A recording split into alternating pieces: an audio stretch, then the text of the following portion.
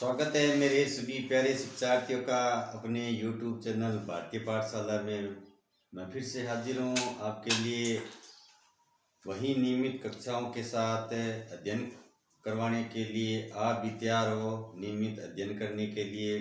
मैं बहुत बहुत आभारी हूँ आप सभी शिक्षार्थियों का, मेरे प्यारे विद्यार्थियों का, मेरे सभी मित्रों का, जो आप हमारी नियमित कक्षाएं देखने के बाद हमें इस मंच पर उत्साहित कर रहे हैं। मैं आशा करता हूँ आप निरंतर हमारी कक्षाओं का लुत्फ लें, आनंद लें और वही जोश उसी जुनून के साथ अध्ययन करते रहे। मैं यही आशा है वो आपसे हमेशा करता रहूँगा। हमारे द्वारा जो भी इस मंच के द्वारा बताया जा रहा है वो आप सभी के लिए सार्थक हो, ऐसी सभी के लिए मैं शुभकामनाएं करता हूँ। आगे जो भी विभिन्न प्रतियोगी परीक्षाएं हैं और उनमें हमारे द्वारा जो पढ़ाया गया, जिनसे आपको बहुत ही फायदा हो रहा है या ज्ञान रोधक जो आपको मिल रही है, तो उसके लिए मैं आप सभी को फिर से यही कहूँगा, ज़्यादा से ज़्यादा है वो हमारे भारतीय पाठशाला चैनल से जुड़े, हमारे साथ चलें। मैं आपको अध्ययन करवा रहा हूँ छंद के बारे में। पीछे हमने काव्य और काव्य के दोष, गुण सभी अध्ययन किए हैं, तो बेहतर है कि एक बार आप उन क्लासों का रिवीजन ज़रूर कीजिए। मैं आपसे आशा करता हूँ आप उन सभी कक्षाओं को देखेंगे और उनमें जो भी आपको अच्छा लग रहा है तो उसमें लाइक कमेंट ज़रूर कीजिए। आज हम अध्ययन करें छंद का। तो हमारे हिंदी व्याकरण में छंद का बड़ा ही महत्वपूर्ण और एक स्थान है, अर्थात काव्य में छंद के बिना जो सौंदर्यता है या छंदों का प्रयोग है या प्राचीन आचार्यों ने छंदों की जो रचना की है वो काव्य की दृष्टि से बड़ी ही महत्वपूर्ण है। तो हम छंद की रोचकता जाने, न कि इससे दूर भागे। अर्थात कहने का मतलब है छंद है वो बड़े ही रोचक होते हैं।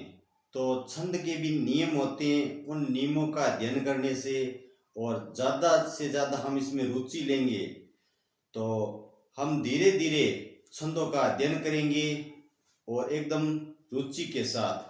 तो आप हमारे साथ यूं ही बने रहें। आज हम शुरुआत करते हैं छंद की परिभाषा, छंद के स्वरूप। तो हम शुरू करते हैं आज की कक्षा। छंद प्राचीन आचार्यों ने वेद के अंग बताए हैं, कितने? 6। अर्थात वेद के अंग है वो कितने बताए? 6 प्राचीन आचार्यों ने।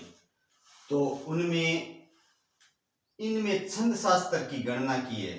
तो इन्हीं आचार्यों ने इनमें छंद जो एक शास्त्र है उसमें छंदों की जो उपयोगिता है, उसकी परिभाषा है, उसका स्वरूप है, इस प्रकार उन्होंने इनमें छंद शास्त्र की क्या की है? गणना की है। पद काव्य या श्लोक रचना में जो पद्य भाग होता है, जैसे तुलसी की रचना है, विभिन्न विद्वानों की, कबीर की, रहीम की, तो उनमें श्लोक या रचना में लय, गति, तुक, यति आदि के साथ सुगेयता का पूरा ध्यान रखा जाता है। तो छंद क्या होता है? छंद में इन सभी चीजों को ध्यान पूर्वक रखकर उसकी रचना की जाती है। जैसे छंद में लय होना चाहिए। कविता है, कविता को हम पढ़ते हैं या गाते हैं तो वो एक लय में होनी जरूरी है। और जो शब्द रचना की गई है छंदों में, उन छंदों को एक गति प्रदान करनी है, उस गति से चलना है, ताकि ना तो अधिक समय ना अधिक कम। तो छंद में लय के साथ गति का होना अति आवश्यक है। यति, जब आदमी भी चलते चलते विश्राम के लिए रुकता है तो काव्य में भी कवि है अपने शब्दों को विराम देने के लिए यति का प्रयोग करता है।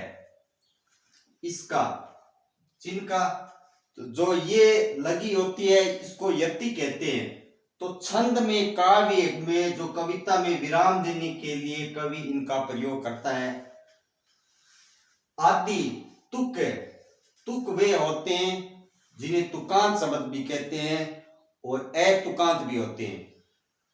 पंक्तियों के अंतिम चरणों में ये तुकांत शब्द होते हैं, जैसे गई, गई, जो कविता होती है, बनई, गई, ऐसे जो पंक्तियों के अंत में तुकांत, और जहां पर तुकांत न आकर अलग अलग रूप में आए वो कहलाती है अतुकांत। तो मेरे कहने का तात्पर्य यही है, पद्य काव्य या श्लोक रचना में लय का होना जरूरी है, गति का होना जरूरी है, तुक का होना जरूरी है, और काव्य में विराम होना जरूरी है, अर्थात यति आदि के साथ सुगेयता, सुस्पष्टता के साथ में, सुयोग्यता के साथ में उसका पूरा ध्यान रखना जरूरी है। आशा है आपको यह समझ में आ रहा है। अब हम जानते हैं छंद की परिभाषा। छंद की परिभाषा, छंद एक शब्द है। छंद शब्द संस्कृत की छद धातु में असून प्रत्यय लगाने से बना है। जो छंद शब्द है वो संस्कृत का क्या है, छद धातु, जिसमें असून प्रत्यय लगाने से ये शब्द बना है। ये अनेकार्थवाची है। अनेकार्थवाची का अर्थ है जिसके अनेक अर्थ निकलते हो। इसके अर्थ हैं प्रसन्न करना। छंद का सबसे महत्वपूर्ण यही है, इसको पढ़कर व्यक्ति प्रसन्न हो जाता है। अर्थात जो दुखी है या संसारिक जीवन में किसी प्रकार से, किसी न किसी प्रकार से वो दुखी है, तो उसको पढ़कर उसके हृदय में प्रसन्नता जागृत हो जाती है। छंद का अर्थ होता है बांधना। नियमों के रूप में छंद को, शब्दों के रूप में इसको बांधा जाता है। फुसलाना, आच्छादित करना अर्थात ढक देना। कामना करना, कामना, अभिलाषा, इच्छा जागृत करना। आकांक्षा, अपनी जो इच्छाएं हैं उनको पूर्ण करना। अक्षर संख्या का परिमाण करना। अक्षर संख्याओं का मुख्य यही बात है छंद में, अक्षर संख्याओं का परिमाण अर्थात नाप तोल। छंद में मुख्य बात यह है, अक्षर अर्थात अक्षर को ही शब्द कहते हैं, शब्दों की जहां पर गणना की जाती है। छंद ही एक ऐसी रचना है जहां पर शब्दों की, वर्णों की गणना की जाती है और उसके गण बनाए जाते हैं। इसलिए छंद का विशेष अर्थ यह है अक्षर संख्या का परिमाण अर्थात नाप तोल करना। कौन लघु है, कौन गुरु है, किस स्थिति में लघु को भी गुरु माना जाता है, इस प्रकार अक्षर संख्या का परिमाण करना। आगे हम विभिन्न विश्लेषण के साथ अध्ययन करेंगे। अभी हम इनके स्वरूप और परिभाषाओं को अच्छी तरह से जान लेते हैं। प्रत्येक छंद में वर्णों की संख्या निर्धारित रहती है। वर्ण होते हैं वो प्रत्येक छंद में क्या होते हैं, निर्धारित, अर्थात उनको निर्धारित किया जाता है कि इस छंद में इतने ही वर्ण होंगे। कविता में प्रयुक्त होने वाले वर्ण, मात्रा, यति, यति अभी मैंने बताया था, विराम आदि के संगठन को छंद कहते हैं।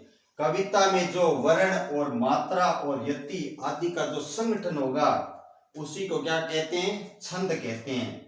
कविता की पंक्ति में मात्रा, वर्ण, यति, चरण, गति, गण की निश्चित व्यवस्था रहती है।